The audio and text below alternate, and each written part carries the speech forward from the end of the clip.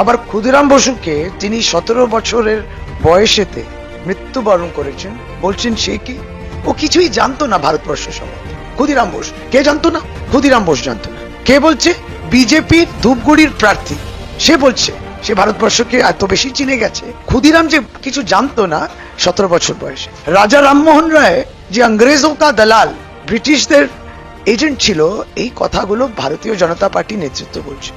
এবং যেমন অমিত শাহ এসছেন, এবার এসআইআর এর ফাঁদে ফেলে দিচ্ছেন ওই যে রবীন্দ্রসঙ্গীতকে, রবিশঙ্কর, তারাশঙ্কর বন্দ্যোপাধ্যায়ের নাম উচ্চারণ না করতে পারা, সব বাদ, ঐতিহ্যবাদ, সব ইতিহাসবাদ, কালচারবাদ, সবকিছু বাদ। আবার বাংলা তো বাদ, বাংলা তো বাংলাদেশিদের ভাষা, ধ্রুপদী ভাষা তো হয়েছিল বাংলা ভাষা, কিন্তু এদের মতে, এরা তো বলেছিল বিগত দিনগুলোতে যে বাংলা ভাষা তো বাংলাদেশিদের ভাষা।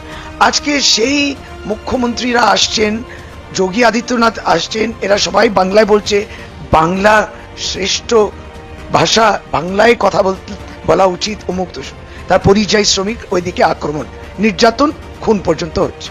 অমিত শাহ আজকে যখনই আসেন না, এরা বলে কি যে এখানে দুর্নীতি এবং আইন শৃঙ্খলা নিয়ে বহু প্রশ্ন ইত্যাদি করে। এরা তারা যারা নিজেরা দুর্নীতিগ্রস্ত এবং দুর্নীতিগ্রস্ত নেতৃত্বকে ওয়াশিং এর মেশিনের মাধ্যমে নিয়ে নেয়। ওয়াশিং মেশিনের মাধ্যমে বাংলার বিজেপি নেতৃত্ব যারা আজকে বর্তমানে খুব শাইন করছে, তাদের ভাষায় তারা কিন্তু দুর্নীতিগ্রস্ত, তারা ওয়াশিং মেশিনে ঢুকে হঠাৎ পাপমুক্ত, ত্রুটিমুক্ত, দুর্নীতিমুক্ত হয়ে গেছেন। এটা বিভিন্ন রাজ্যেও আমরা দেখেছি, বিজেপি ওয়াশিং মেশিনে গেলে সবাই মুক্ত। এদের মুখে আমাদের দুর্নীতি সম্বন্ধে শুনতে হয়। আর আইন শৃঙ্খলা, আপনারা কারা বলছেন আইন শৃঙ্খলা নিয়ে? কারা কয়লা মাফিয়া নিয়ে বলছেন? তাদের তো ছবি দেখা যাচ্ছে জয়দেব খাঁ এবং অন্যান্য কয়লা মাফিয়াদের সঙ্গে।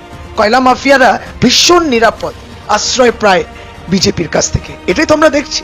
প্রতিনিয়ত এসে যারা মণিপুর নিয়ে পৌঁছননি, 861 দিন লাগলো মণিপুর বিষয়টা বলতে, লোকসভাতে পৌঁছানো তো দূরের কথা, তারা আবার নারী সুরক্ষা, নারী নির্যাতন এই নিয়ে বলছে।